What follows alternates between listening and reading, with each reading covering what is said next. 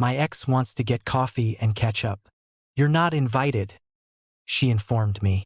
Understood, I said. The Tuesday evening light filtered through the blinds of our apartment, casting long amber stripes across the hardwood floor we'd refinished together last spring. I was sitting on the couch, my laptop balanced on my knees, finishing up some contract work for a client in Chicago.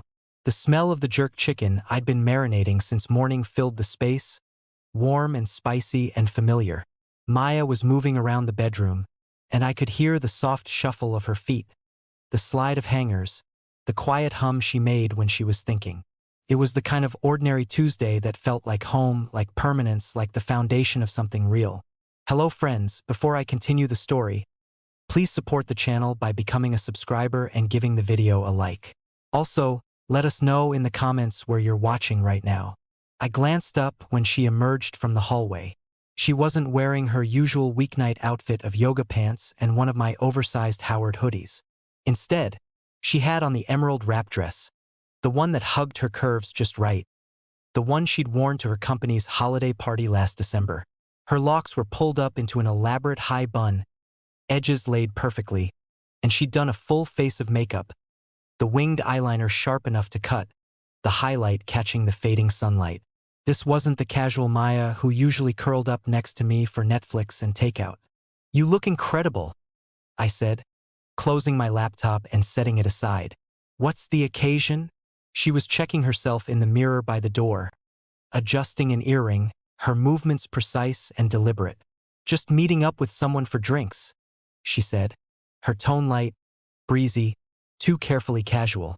The tiny muscle in my jaw tightened involuntarily, an unconscious response to something my brain hadn't quite processed yet. I kept my voice even, curious but not concerned.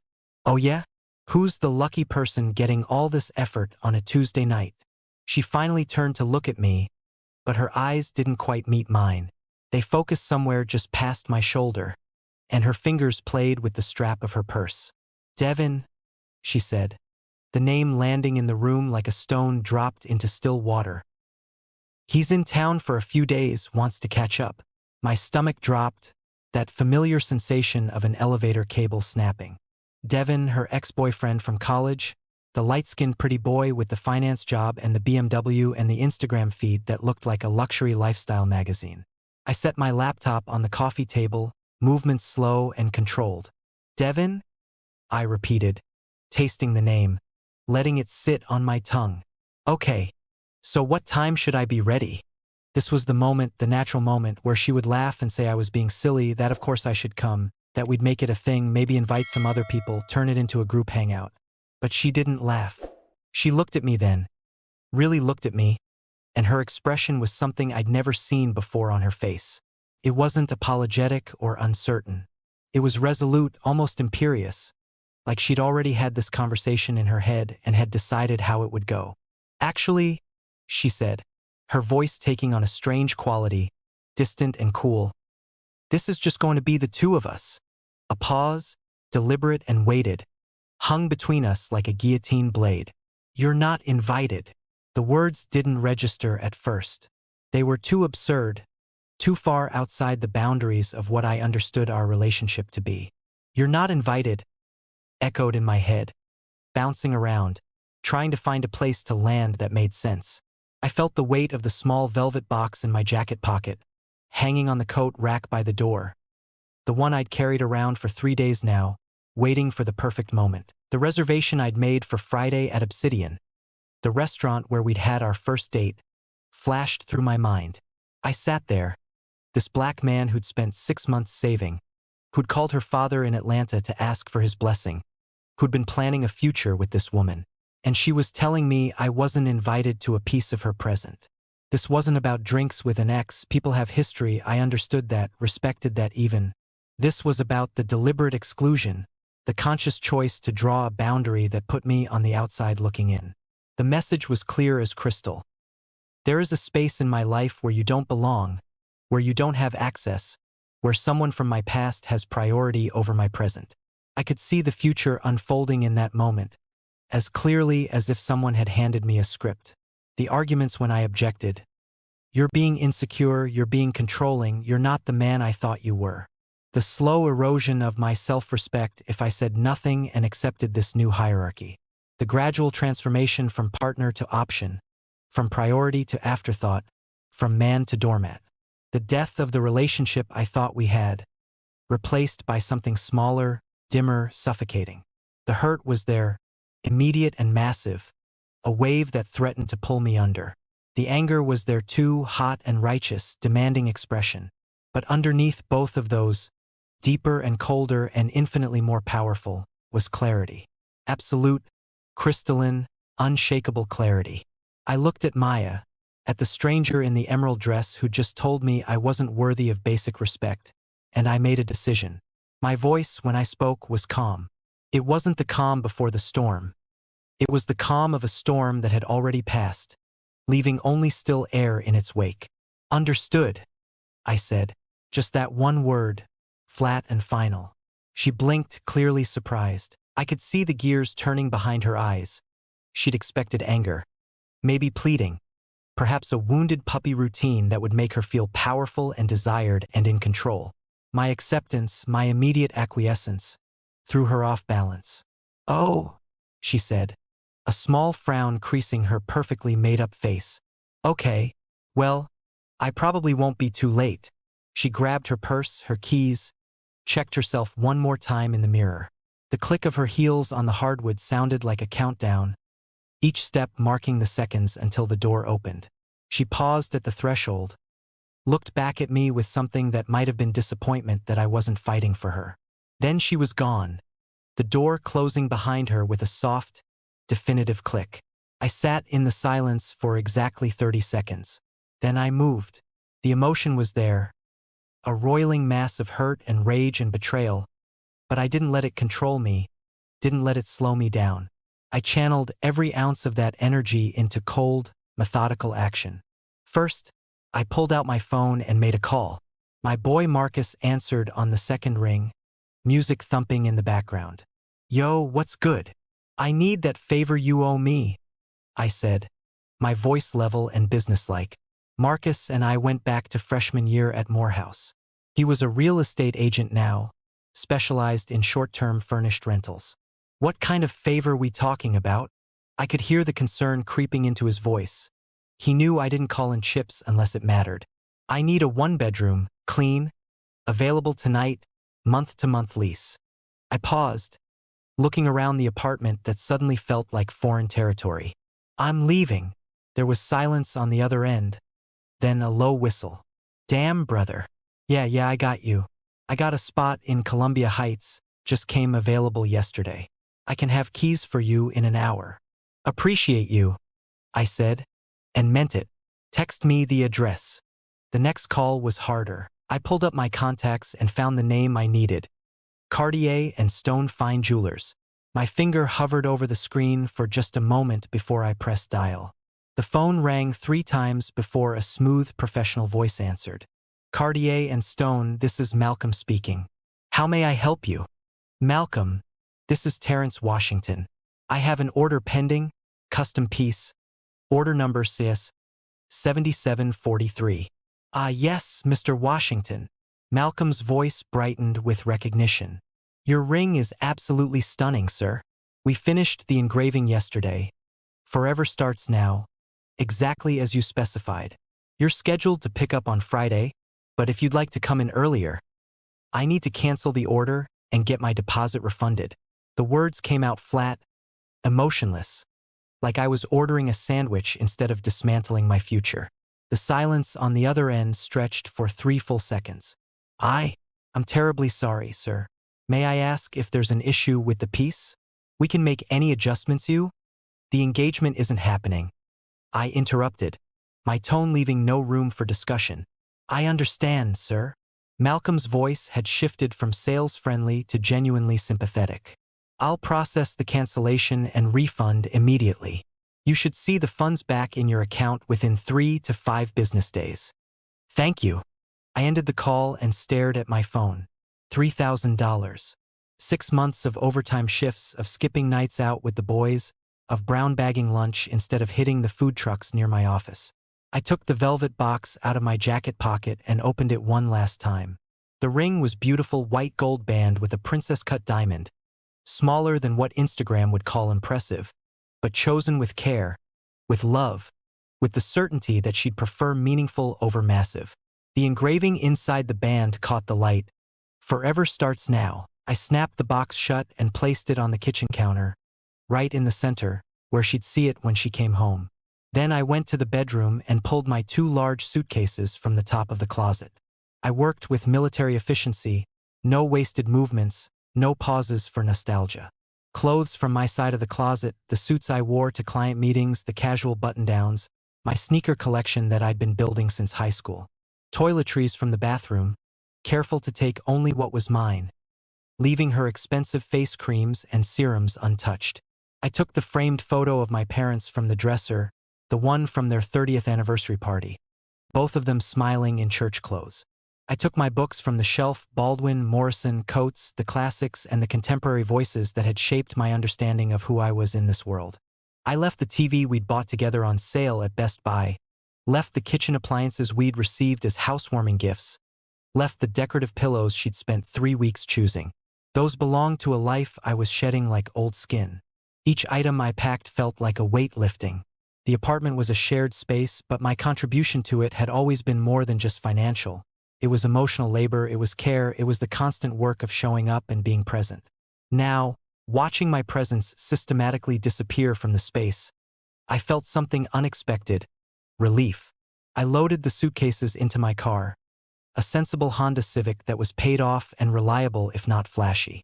The late evening air was cool against my skin, and the streetlights had started to flicker on. 2 trips and my entire life in this apartment was reduced to what fit in a trunk and a back seat. Back inside for one final sweep, I stood in the living room that no longer felt like mine. The jerk chicken was still marinating in the fridge, a ghost of the dinner I'd planned. I left it there. She could throw it out or eat it, it wasn't my concern anymore. I grabbed my laptop, my charger, the stack of mail that had my name on it, and then I saw it on the bookshelf. The photo from our trip to Martha's Vineyard last summer. We were on the beach, golden hour lighting, her head on my shoulder, both of us looking genuinely, unreservedly happy. For just a moment, the wall I'd built around my emotions showed a crack. Then I remembered, "You're not invited." I turned away from the photo and walked out the door. I didn't sit in my car this time, didn't linger for a dramatic moment. I had an address in Columbia Heights and a life to rebuild. I started the engine and pulled away from the curb, the apartment building shrinking in my rearview mirror. The future I'd imagined was gone, but I was still here, still breathing, still moving forward. And that, I realized as I merged onto the main road, was enough. Marcus's rental was a small 1-bedroom on the 3rd floor of a converted row house.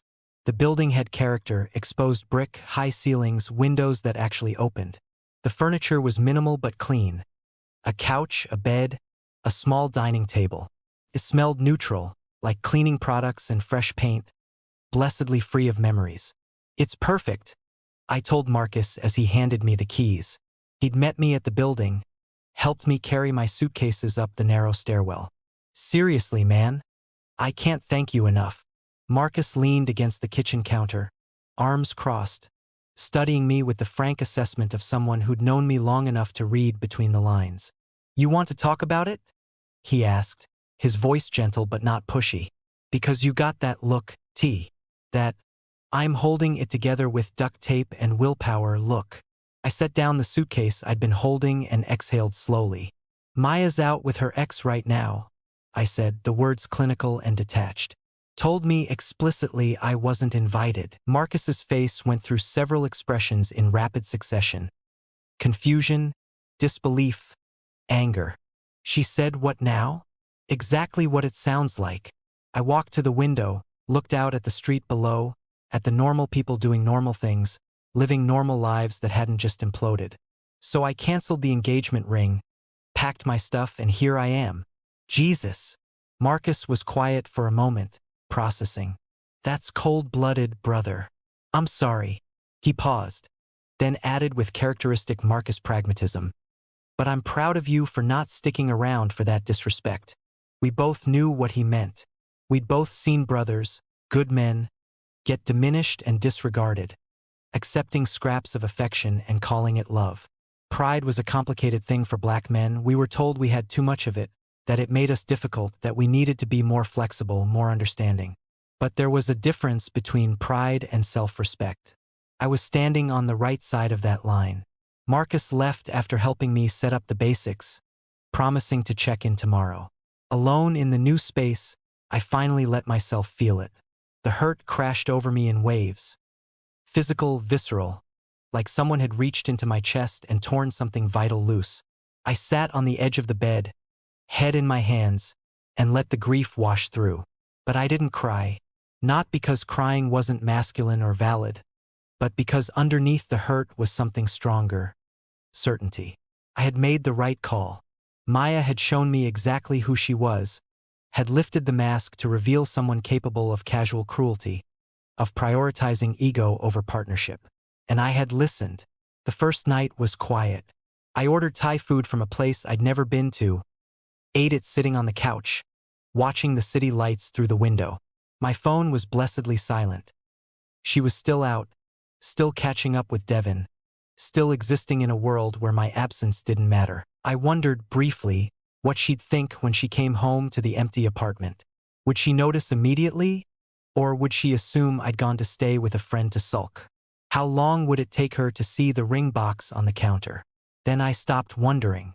Her reaction wasn't my concern anymore. I made up the bed with the sheets Marcus had left, brushed my teeth, and lay in the darkness of an unfamiliar room. The hurt was still there, a dull ache in my chest. But so was something else. The faint, fragile beginning of peace. Tomorrow I'd start the practical work of untangling our lives. Tonight I just needed to survive. And I did. The first contact came 18 hours later. I was at my desk in my home office, a corner of the living room with my laptop and a decent chair, working on the Chicago contract when my phone buzzed. Unknown number. I knew immediately it was her, using a different phone or a texting app. Unknown. Terrence, what the hell? Where are you? Your stuff is gone. The ring box is on the counter. What is happening? I read the message twice. The progression was telling. Alarm, inventory of loss, demand for explanation. No apology, no acknowledgement of what she'd done. Just confusion that I'd had the audacity to act on the boundary she'd drawn. I didn't respond. I saved the number and blocked it, then returned to my work. The contract needed my attention. A nonprofit in Chicago needed a new database system, and I'd promised them a proposal by end of week. The second attempt came 3 hours later, this time a phone call from an actual unknown number. I let it go to voicemail. The notification popped up, one new voicemail. I waited 10 minutes before listening, using the time to finish the section I was working on. Her voice, when I finally played it, was different from the cool, controlled Maya who'd left yesterday. This was frantic, the words tumbling over each other. T, baby, please call me back. I came home and you're gone, like actually gone. The ring. Did you buy me a ring? Were you going to propose? A pause, a shaky breath. Look, I know you're upset about the Devin thing, but you're being dramatic. It was just drinks. Nothing happened. He spent the whole time talking about his stupid crypto portfolio. It was boring. I was bored. Another pause, longer this time. Please just call me. We can talk about this. Don't throw away 2 years over a misunderstanding. Misunderstanding. There was that word, the universal solvent used to dissolve accountability. I saved the voicemail documentation, evidence of the pattern, and blocked that number too. I made myself dinner that night. Baked salmon, roasted vegetables, rice. Simple, nourishing. Prepared in a kitchen that held no memories of arguments or awkward silences. I ate slowly, mindfully, tasting each bite. The quiet of the apartment was profound, almost spiritual. The third message came the next morning. Another unknown number, another text. This one had a different energy. Unknown. You know what? Fine. Be that way. Run away like a little boy who can't handle his woman having a life. You were always too insecure for me anyway. Always needing validation, always making everything about you. I dodged a bullet. You would have been a mediocre husband at best. I read it standing in my kitchen, coffee cup in hand. The mask had slipped. This was the real Maya, the one whose love was conditional on total compliance, whose affection required subordination. The words were designed to hurt, to make me question myself, to make me come crawling back to prove I wasn't what she said I was. Instead, I felt gratitude. This message was a gift, confirmation that the person I'd left was exactly who I'd thought she was. I blocked the number and poured myself another cup of coffee. That afternoon, my phone rang with a contact I actually recognized. Maya's best friend, Simone. We'd always gotten along well enough, but I knew where her loyalties lay. I answered, putting it on speaker as I folded laundry. Terrence, hi. Simone's voice was cautious, overly gentle. How are you doing? I'm good, Simone. What can I do for you? Listen. Maya told me what happened. A pause, waiting for me to fill the silence. I didn't. She's really going through it, like really struggling. I've never seen her like this. I folded a t-shirt with precise, deliberate movements. That's unfortunate, I said, my voice neutral. But it's not my problem to solve. Come on, don't be like that. Simone's tone shifted, taking on a lecturing quality. She made a mistake, okay? She knows she handled the Devon thing wrong, but you just disappeared on her. No conversation, no chance to explain. That's kind of cruel, don't you think? I set down the t-shirt and picked up the phone. Simone, I'm going to say this once clearly. What Maya did wasn't a mistake. It was a choice. She chose to exclude me, to prioritize someone else, to disrespect our relationship. I chose to leave. Those are both consequences of decisions we made as adults. But I'm not interested in being convinced to go back to someone who told me to my face I wasn't worthy of inclusion in her life. I continued, my voice firm but not angry. I wish her well, but I'm done. Don't call me about this again. I ended the call and blocked her number too. The circle was closing. Over the next week, the attempts continued in various forms. An email from an account I didn't recognize, with the subject line, "Please read this." I deleted it without opening. A DM on Instagram from a mutual acquaintance asking if I was okay. I responded that I was fine and asked them not to be a messenger. A package delivered to Marcus's address.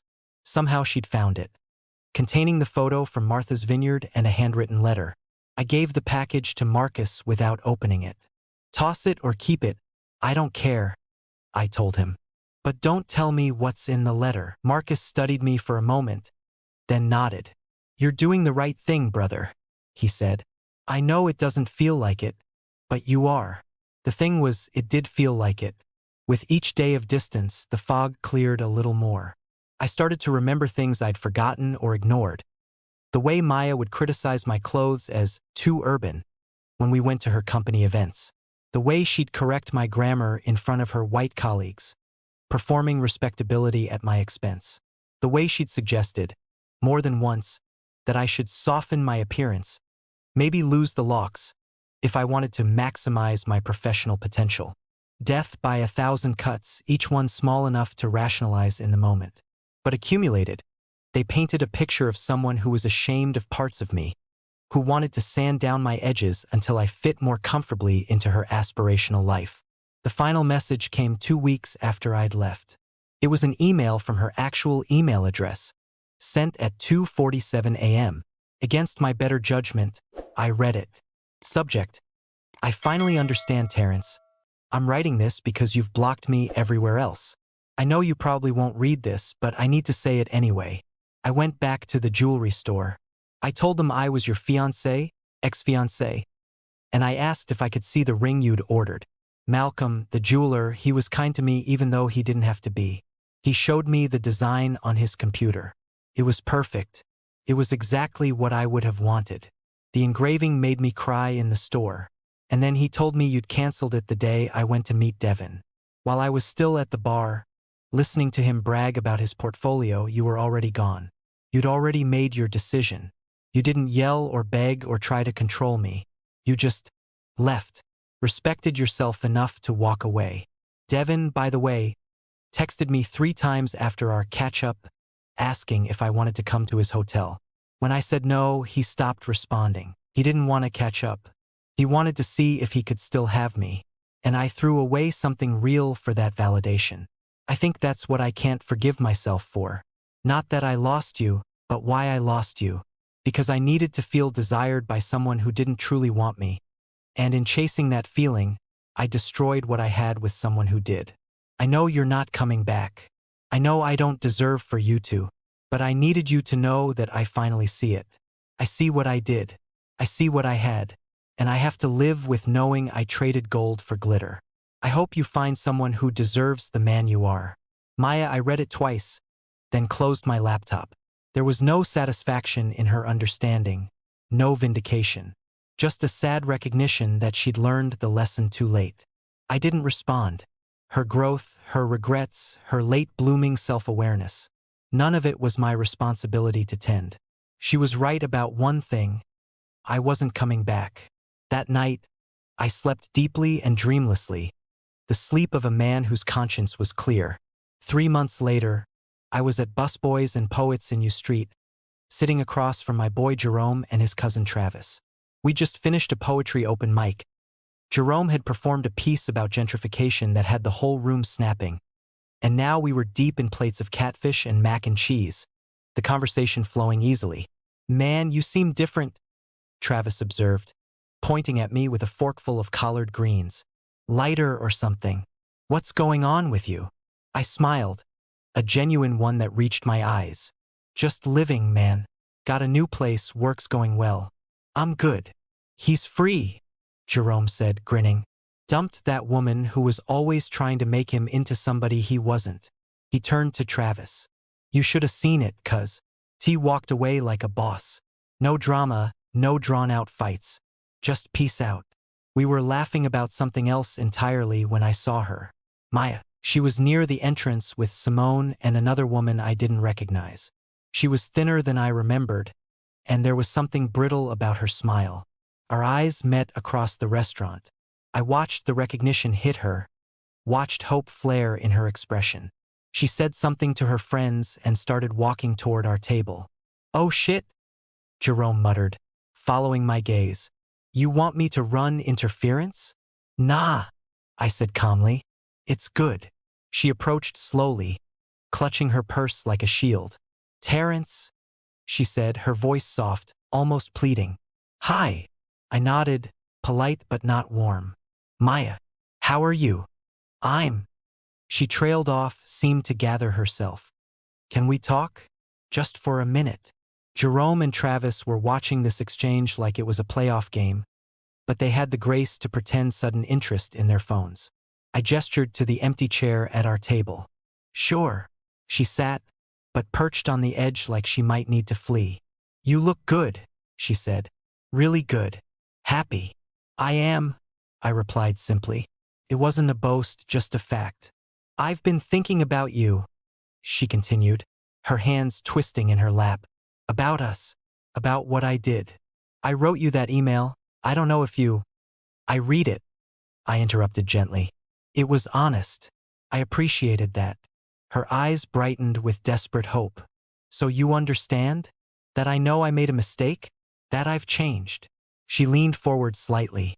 "Terrence, what we had was special. What we built together, we could have that again. I'm different now. I see things clearly. I would never—" I raised a hand, stopping her mid-sentence. My voice was kind but absolutely firm. "Maya, I'm glad you've grown.